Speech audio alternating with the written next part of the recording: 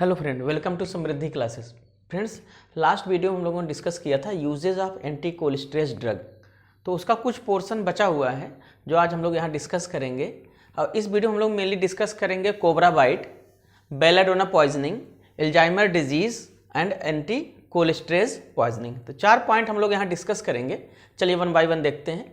Cobra bite, तो आपको पता है कोबरा बाइट में क्या होता है, 2 टाइप की टॉक्सिटी होती है, हेमोटॉक्सिक और न्यूरोटॉक्सिक। तो कोबरा की अगर हम बात करें तो ये न्यूरोटॉक्सिक होता है। Cobra bite is a curare like neurotoxic. Specific antivenom serum की आपको जरूरत पड़ेगी जब कोबरा बाइट होती है। लेकिन अगर हम लोग neostigmine means anti cholinesterase drug plus anticholinergic drug atropine, अगर दोनों का कॉम्बिनेशन देते हैं कोबरा बाइट के कंडीशन में, तो क्या करता है कि जो रिस्पायरेटरी पैरालिसिस होती है उसको क्या करेगा, ये प्रिवेंट कर देगा। इसका मतलब है कोबरा बाइट के कंडीशन में रिस्पायरेटरी फेल्योर की कंडीशन नहीं आएगी अगर हम लोग नियोस्टिग्माइन प्लस एट्रोपिन का कॉम्बिनेशन वहाँ पे देते हैं। तो ये तो हो गया आपका कि एंटी कोलेस्ट्रेज का एक और यूजेज हो गया। दूसरा है कि बेलाडोना पॉइजनिंग। अगर फाइजोस्टिग्मिन का 0.5 से 2 mg IV repeated dose means थोड़ी थोड़ी देर में अगर हम देते हैं, किस केस में देंगे, बेलाडोना पॉइजनिंग में, तो यहाँ पे क्या होगा, बेलाडोना पॉइजनिंग का ट्रीटमेंट होगा। तो आप ये समझिए बेलाडोना के पॉइजनिंग की कंडीशन में फाइजोस्टिग्मिन दिया जाता है 0.5 to 2 mg in IV dose at repeated, means IV dose दिया जाएगा, वो भी रिपीट कंडीशन में दिया जाएगा। अब थर्ड आता है अल्जाइमर डिजीज। आप ये समझिए सीधे सीधे कि loss of memory is known as dementia. अगर मेमोरी प्रोग्रेसिवली मीन्स धीरे धीरे लॉस हो रही है तो इसे डिमेंशिया बोलते हैं। इस कंडीशन में क्या होता है, न्यूरो डिजनरेटिव डिसऑर्डर होता है। इसमें स्टाइलकोलिन का कंसंट्रेशन ब्रेन में कम हो जाता है। जब स्टाइलकोलिन का कंसंट्रेशन ब्रेन में कम हो जाएगा, ठीक है, तो ये क्या होगा, प्रोग्रेसिवली क्या होगा, डिमेंशिया काज करेगा। तो हमें क्या करना है कि स्टाइलकोलिन का कंसंट्रेशन हमें ब्रेन में बढ़ाना है। तो हम कैसे बढ़ाते हैं कि स्टाइलकोलिन की जो ब्रेकडाउन हो रहा है कोलिन स्टेरेज के प्रेजेंस में, इसको हम इनहिबिट कर देते हैं। मीन्स स्टाइलकोलिन कोलिन स्टेरेज के प्रेजेंस में किस में बनता है, कोलिन प्लस एसीटेट में। तो हम क्या करते हैं कि ये एंजाइम जो कोलिन स्टेरेज है इसको इनहिबिट कर देंगे। जब इनहिबिट कर देंगे तो स्टाइलकोलिन का ब्रेकडाउन नहीं होगा। ब्रेकडाउन नहीं होता, स्टाइलकोलिन का कंसंट्रेशन ब्रेन में क्या हो जाएगा, ज़्यादा हो जाएगा। तो इसके लिए हम कौन कौन सी ड्रग यूज करते हैं, देखिए, टैक्रिन, रिवास्टिग्माइन, डोनेपिजिल, गैलेंटामाइन। तो ये जितने भी एंटी कोलेस्ट्रेज ड्रग हैं ये सब यूज की जाती हैं अल्जाइमर डिजीज़ में, जहाँ पे अल्टीमेटली हमें क्या करना है, ब्रेन में सेंट्रल नर्वस सिस्टम में क्या करना है कि हमें स्टाइलकोलिन का कंसंट्रेशन बढ़ाना है। वो कैसे बढ़ाएंगे कि जो स्टाइलकोलिन का ब्रेकडाउन हो रहा है, ब्रेकडाउन होकर कोलिन प्लस एसीटेट में टूट जा रहा है, उसको हम इनहिबिट कर देंगे तो अल्टीमेटली स्टाइलकोलिन का कंसंट्रेशन वहाँ पे बढ़ जाएगा। ये तो हो गया Alzheimer disease. Next is the anti cholinesterase poisoning. अभी आपको हमने बताया था कि एंटी कोलेस्ट्रेज पॉइजनिंग कंडीशन क्या होगा कि जैसे इंसेक्टिसाइड्स ले लें, सुसाइडल कंडीशन हो या एक्सीडेंटल कंडीशन हो। इन कंडीशन में क्या होता है कि आपके जो एंटी कोलेस्ट्रेज है उनका डोज बॉडी में ज़्यादा हो जाता है, means therapeutic level toxic level से ज़्यादा हो जाएगा तो पॉइजनिंग काज करेगा। जब भी थेरेप्यूटिक लेवल से ज़्यादा होगा तो पॉइजनिंग काज होगा। अब जब पॉइजनिंग कंडीशन आती है एंटी कोलेस्ट्रेज के, तो उसमें कुछ सिम्टम्स आते हैं, जैसे इरिटेशन ऑफ आई, जलन होती है आंखों में, लेक्राइमेशन होगा, मीन्स क्या होगा कि वहाँ पे फ्लूइड का क्या होगा, आंखों से निकलना शुरू हो जाएगा। सलिवेशन मीन्स सलाइवा का सिक्रीशन बढ़ जाएगा।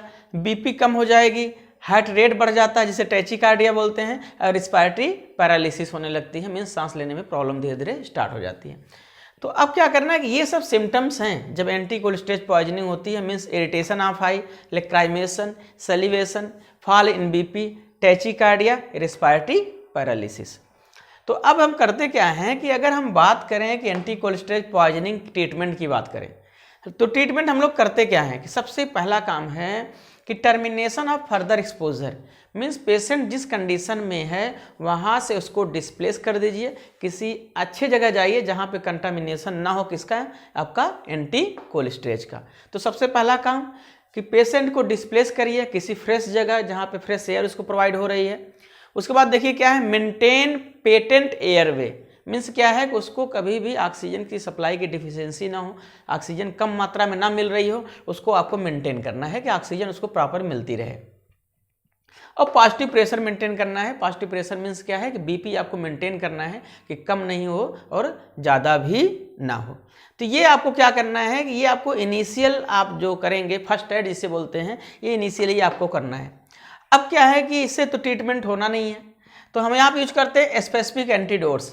स्पेसिफिक एंटीडोट में सबसे पहला जो यूज होता है वो है एट्रोपिन। और एक चीज़ और समझ लीजिएगा कि एंटीकोलिस्टेरॉल जो पॉइजनिंग होती है वो मस्करैनिक रिसेप्टर थ्रू होगी, निकोटिनिक होगी और सेंट्रल होगी, ठीक है। अब एट्रोपिन की बात करें। एट्रोपिन क्या है कि मस्करैनिक रिसेप्टर के थ्रू जितनी ज़्यादा एंटीकोलिस्टेरॉल की पॉइजनिंग होती है सबको काउंटर कर देता है। इसका मतलब है कि एट्रोपिन का सबसे ज़्यादा highly effective the counter action of muscarinic effect. Means जो भी आपका एंटीकोलिस्टेरॉल पॉइजनिंग हो रही है उसको क्या करेगा, वो इनहिबिट कर देगा। किसके थ्रू हो रही है? मस्करैनिक रिसेप्टर के थ्रू हो रही है, ठीक है। तो एट्रोपिन मस्करैनिक रिसेप्टर के थ्रू जो भी पॉइजनिंग हो रही है उसको क्या करेगा, वो उसको ब्लॉक कर देगा। लेकिन अब क्या है कि एट्रोपिन का निकोटिनिक रिसेप्टर पे कोई इफेक्ट नहीं होता है, तो क्या होता है कि ये मस्कुलर पैरालिसिस को रिवर्स नहीं करेगा, क्योंकि वहाँ पे एनएम रिसेप्टर्स होते हैं। तो मस्कुलर पैरालिसिस क्या होगा, इससे अगर हम यूज करते हैं एट्रोपिन तो रिवर्स नहीं करता, क्योंकि वहाँ पे एनएम रिसेप्टर प्रेजेंट होते हैं और एनएम रिसेप्टर पे एट्रोपिन का कोई इफेक्ट नहीं होता है। मीन्स एट्रोपिन का जो इफेक्ट होता है मस्करैनिक रिसेप्टर पे होता है, निकोटिनिक रिसेप्टर कोई इफेक्ट नहीं मिलेगा। अब बात करते हैं, सेकंड है आपका, पहला एट्रोपिन होगा, सेकंड हो कोलिनेस्टरेज रीएक्टिवेटर। रीएक्टिवेटर मीन्स क्या है कि अभी जो कोलिनेस्टरेज एंजाइम है उसको दोबारा क्या करना है, हमें जिंदा करना है, रीएक्टिवेट कर देना है, फिर एक्टिव हो जाए।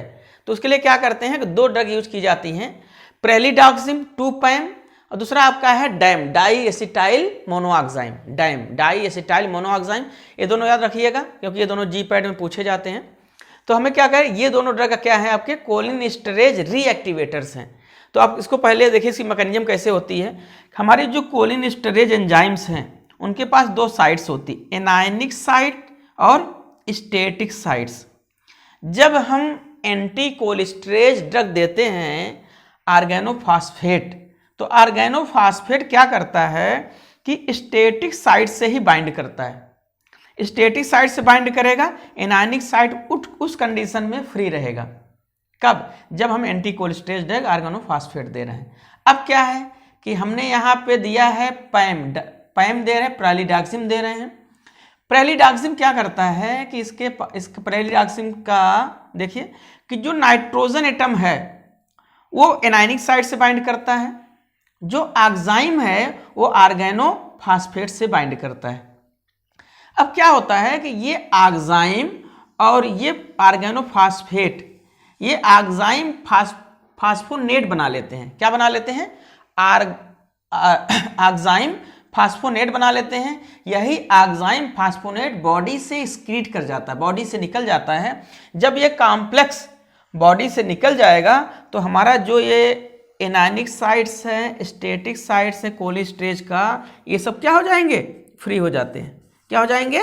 फ्री हो जाएंगे। इसे बोलते हैं कोलिनेस्टरेज रीएक्टिवेटर। देखिए प्रेलिडाक्सिम 2-पाइम और यह डाई एसिटाइल मोनोऑक्साइम। तो यहाँ पर हमने बताया कोलिनेस्टरेज का एनायनिक साइट्स होते हैं, स्टेटिक साइट्स होते हैं। जब हम एंटीकोलिनेस्टरेज देते हैं ऑर्गेनोफॉस्फेट ये स्टेटिक साइट से बाइंड करता है, उस समय एनायनिक साइट फ्री होती है। जब हम पैम देते हैं तो इसका nitrogen atom, quaternary nitrogen atom anionic site से बाइंड कर जाएगा और क्या होगा, देखिए कि इसका जो ऑक्साइम है वो ऑर्गेनोफॉस्फेट से बाइंड कर जाएगा। अब ये ऑर्गेनोफॉस्फेट प्लस एंजाइम ऑक्साइम ये कॉम्प्लेक्स बनाते हैं। कॉम्प्लेक्स बनाने के बाद बॉडी से एक्सक्रीट कर जाते हैं और हमारा ये जो कोलिनेस्टरेज है ये आपका फ्री हो जाता है, जो दोबारा रीएक्टिवेट हो जाता है। तो देखिए फ्रेंड, आज की इस वीडियो में हम लोगों ने पढ़ा cobra bite, belladonna poisoning, Alzheimer disease और एंटीकोलिनेस्टरेज पॉइजनिंग। तो आज हम लोगों ने 4 पॉइंट्स यहाँ कवर किए हुए हैं। ठीक, अब हम लोग नेक्स्ट वीडियो में देखेंगे एंटीकोलिनर्जिक ड्रग। Thank you.